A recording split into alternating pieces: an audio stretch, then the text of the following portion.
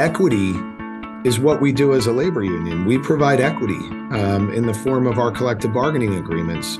If you're a black worker working side by side with a white worker, because you are in a union, you are making the same money. So our values are equity, but inclusion is how you change the DNA of your organization and bring folks together under an umbrella to have real, true inclusion. And we always say it's a feeling. You know, you feel right away whether or not you're included. That's why we weigh in on the different concerns that our members may have based on their gender, their race, or their ethnicity, because they have to feel like they're included, or else the organization loses any sort of lifeblood and any sort of momentum in this day and age.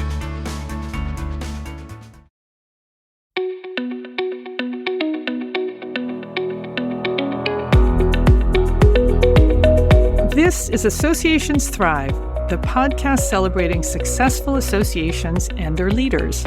I'm your host, Joanna Pineda, CEO and Chief Troublemaker at Matrix Group International. Listen in as top association executives tell all, revealing the creative and innovative ways they're increasing membership, generating revenue, nurturing engagement, and reimagining their organizations. By the way, if you've launched a new initiative, created new member services, or updated your governance structure and are seeing great results, I want to hear your story, and so do my listeners. I'd love to have you as a guest. Go to podcast.matrixgroup.net and apply to be on Associations Thrive. Now let's dive into this week's show. Today, I'm speaking with Jimmy Williams, Jr., General President of the International Union of Painters and Allied Trades, or the IUPAT. Jimmy, welcome to the show. Thanks for having me, Joanna. I really appreciate the opportunity. Hey, Jimmy, tell us about the IUPAT. Sure. So the IUPAT is a labor union, one of about 12 construction unions in the building and construction trades here in the United States. We are over 135 years old. We were founded on March 15th, 1887. Wow. And through the years have experienced so much changes and have experienced both good times and bad times. But after 135 years, we are still standing and we're strong.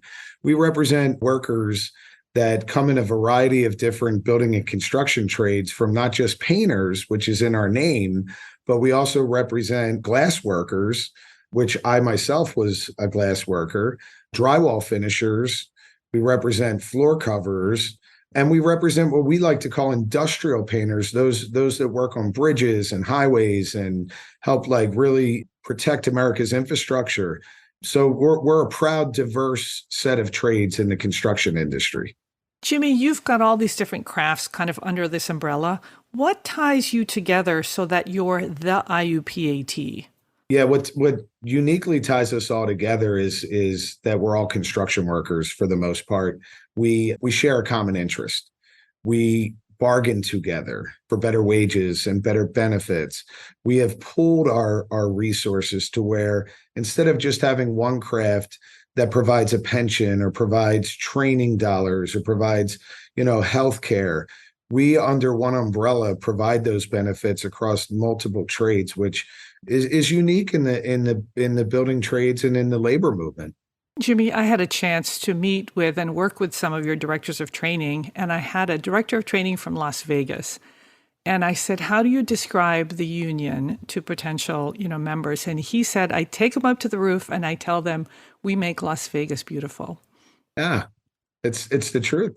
And we make America beautiful. Yeah. I've had other directors of training say, we put the finishing touch on the buildings and schools and hospitals, that really dot our country. Our members are so proud, and I found myself doing the same thing. When we drive around our cities or towns that we live in, we always tell our kids, hey, that's the job that Dad put the glass in, or that's the job that, I painted or whatever. It's definitely a point of pride. Neat. Jimmy, before we get into the things that you are doing to thrive as an organization, let's talk about your journey. So, how do you get to become general president of this large union? Yeah, it's a journey that, quite frankly, I got to pinch myself sometimes to say that an organization that I joined back in 1997 that I get the opportunity to lead now, some 25 years later. It's an organization that's given me and my family everything. I'm actually a fourth generation member of our union. My great grandfather was a glass installer in Philadelphia, Pennsylvania, way back in the late 1920s. My grandfather as well, my father, as well as like numerous other family members. And so for me, it was always, how can I get involved in an organization that's been so good to generations of people that came before me in my own family? And then once starting to work within the trade and meeting the folks that I worked side by side with, people that I did apprenticeship school with, people that I worked on the job site with, being a part of a network and a family is so important in our organization, and having multiple opportunities along the way to get involved, get active, get educated, learn more about what the union does, provided so many pathways for me that I just honestly just feel like I'm the luckiest person within our organization. Jimmy, let's unpack this a little bit. So, you started out in the field. You say that you were a glass installer or a glazier. Correct. So, what is that? What do you do?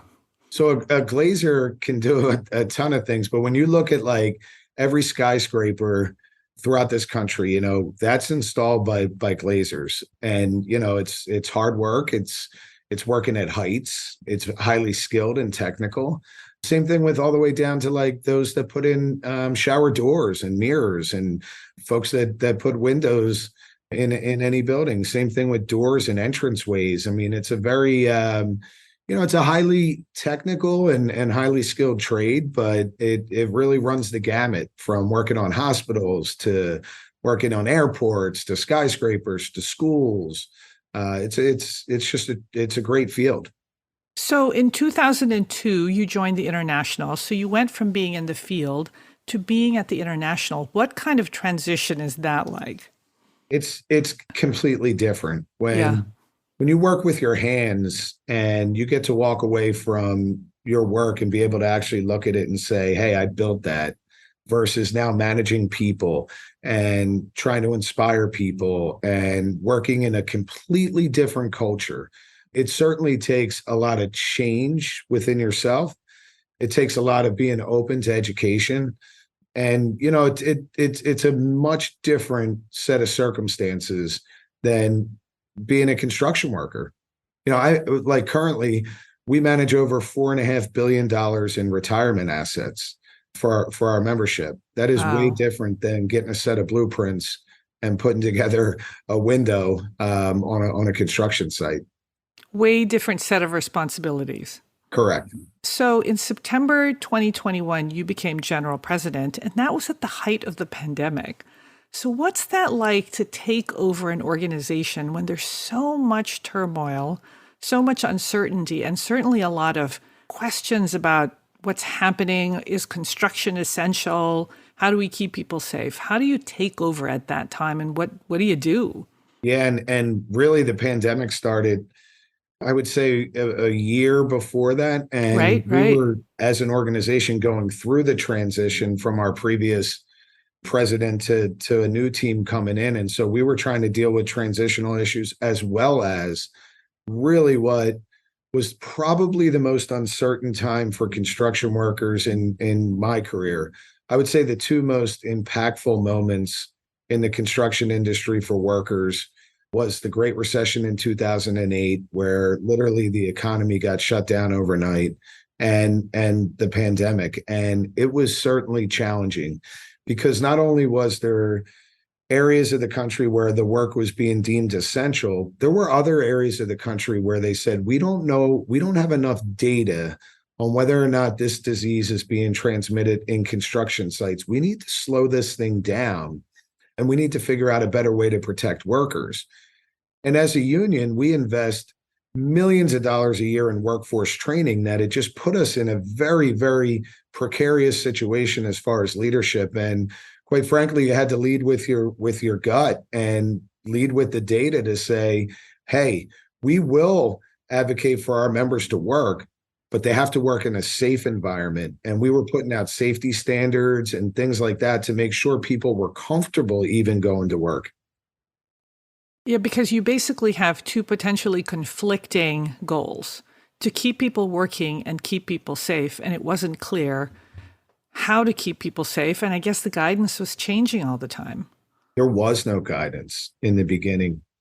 And, it was left up to, it was a free for all. It was left up to different parts of the industry to decide how they were going to move forward. And I would like to say proudly that the unionized sector, and working closely with our employers and our safety and training arms, we were able to better protect our workforce than the unorganized sector of the industry.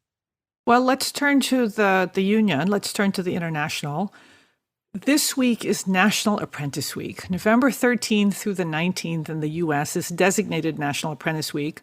So let's start there. What is a registered apprentice program? Because you all have one. Yeah, registered apprenticeship programs have been around for well over 70 years. And the big difference between a registered apprenticeship program versus any sort of workforce development or training program that comes out of the government is the set of standards with which that an apprentice gets trained to is approved by the federal government. It's registered with the Department of Labor. And those standards are the guidelines, very similar to how higher education works and public education works. And we have a set of curriculum, we have a set of standards that we have to adhere to. And all along that pathway for apprentices, if they don't meet the marks, they're not allowed to advance forward. And it's a regulated form of workforce development that has worked for generations of construction workers. And in the construction industry, we do it, we've been doing it. It's a part of our DNA now for, like I said, over 70 some years, and it works. It's a proven track record.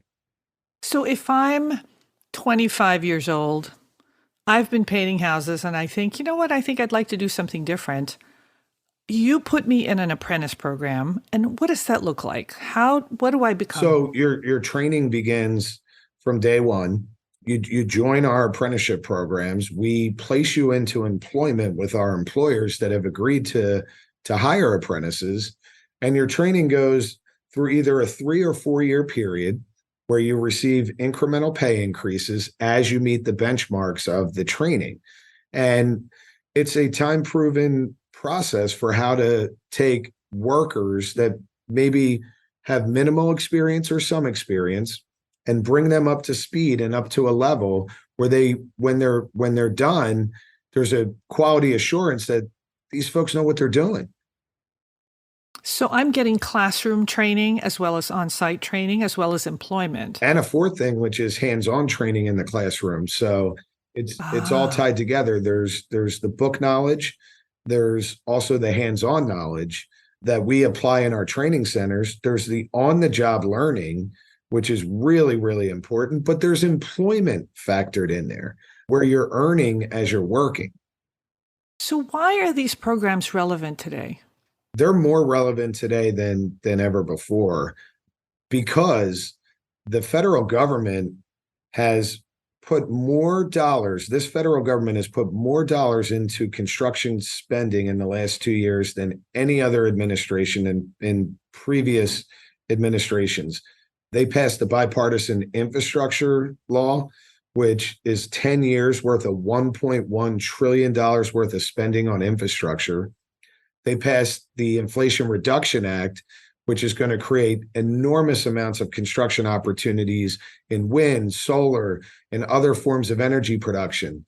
And then they also passed the CHIPS and Science Act, which we are already seeing massive projects being built to bring electric batteries here to the United States, other forms of, the chips, production here in the United States to compete with China and compete with the global markets.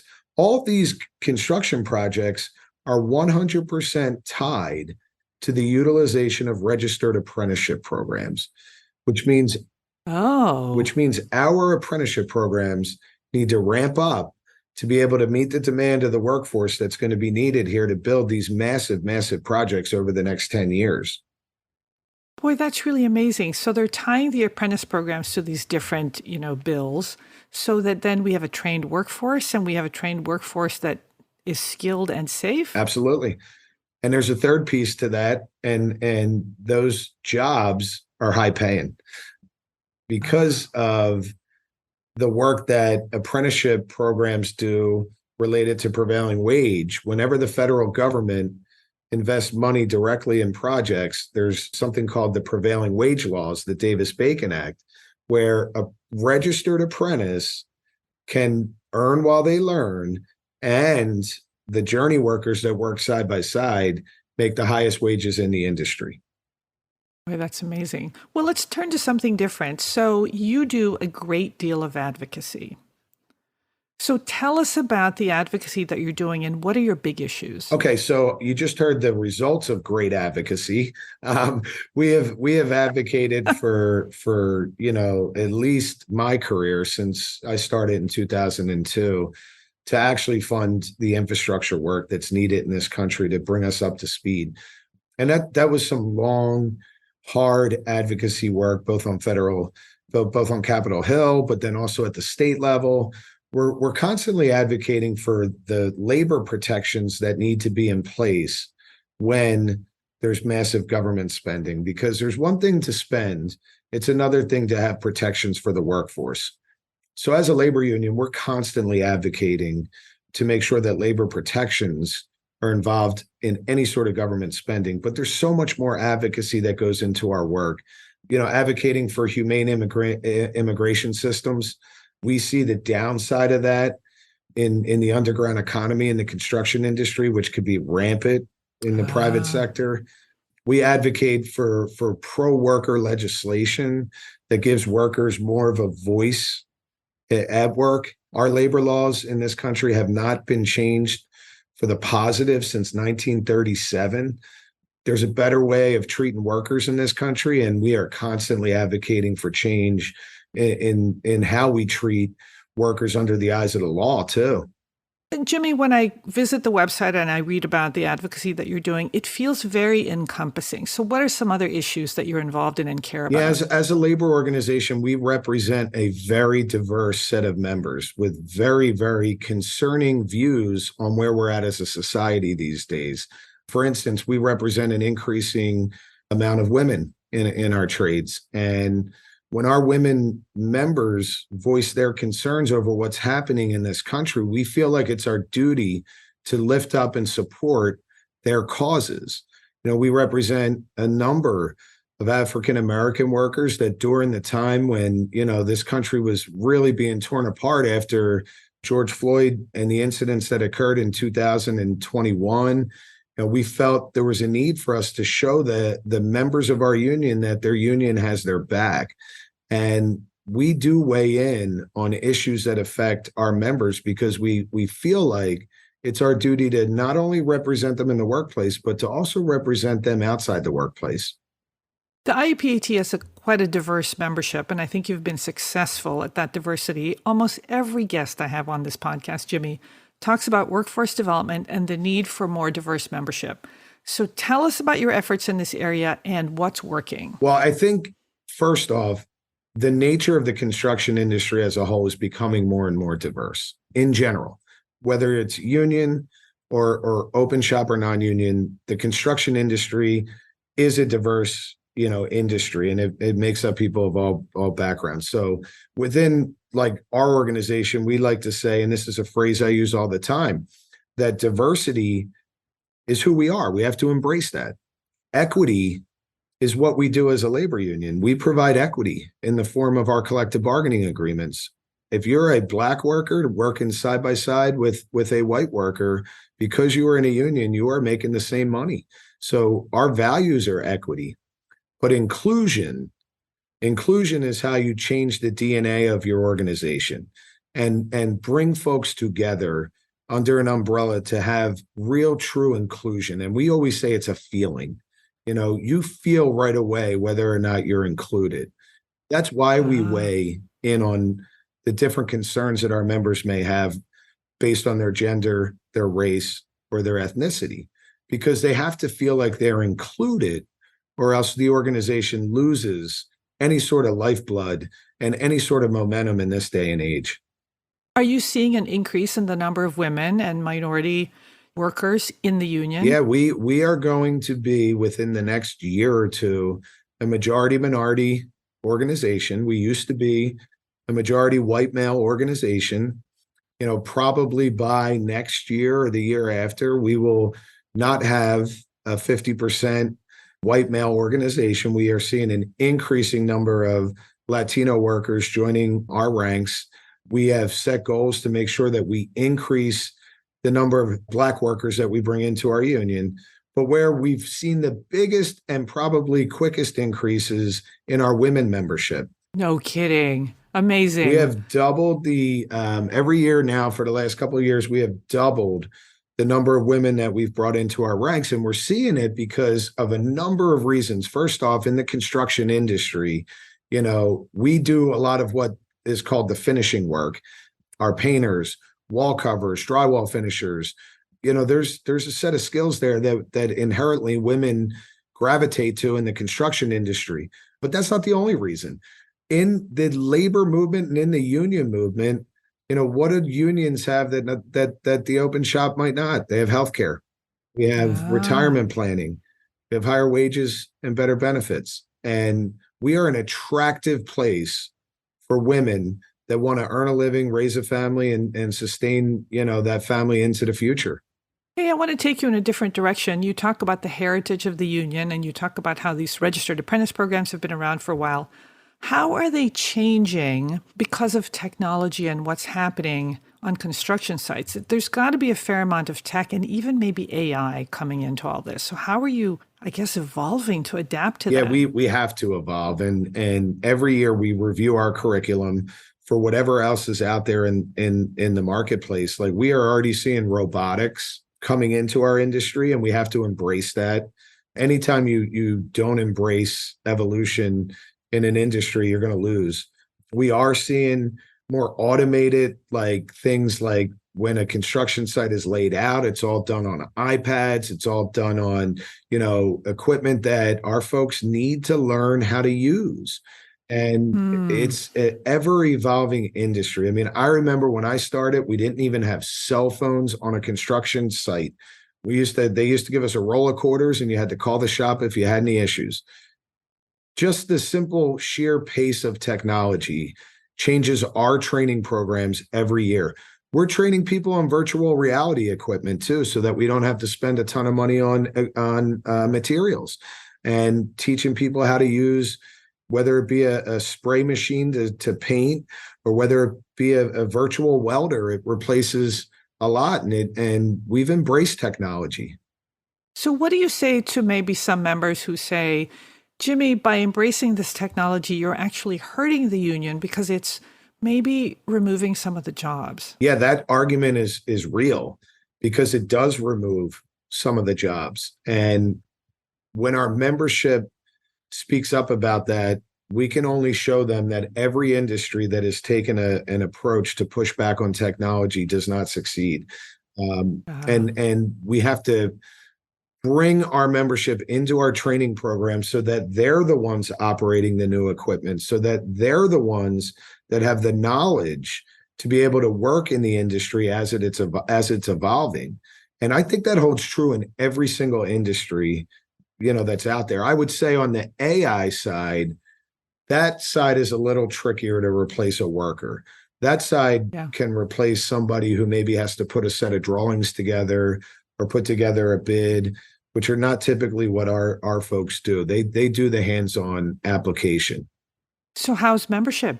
So thankfully, it's nice to be able to say our membership's growing. Amazing. Yeah, we're having probably our best year that we've had since the Great Recession, which is exciting to say, we see good days into the future, and being able to not to diminish the areas where we still have a major hurdle and struggle to try to overcome. It is nice to be a part of an organization that is growing, though, because more people want to be a part of something that is growing. Jimmy, I want to thank you for being on the show today, and I hope you'll come back and continue to tell the story of the IUPAT. Thank you, Joanna. Thanks for giving us the opportunity to tell our story, too.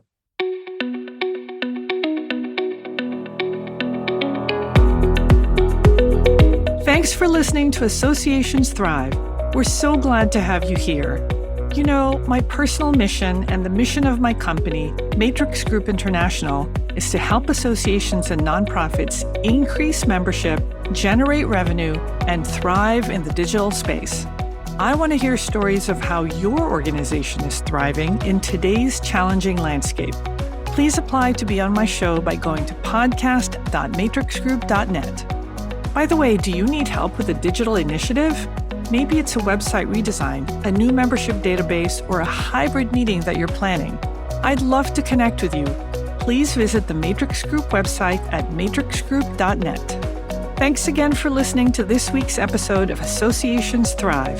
Don't forget to subscribe to the show, leave a 5-star rating, post a comment, and share it with your colleagues and friends. Bye!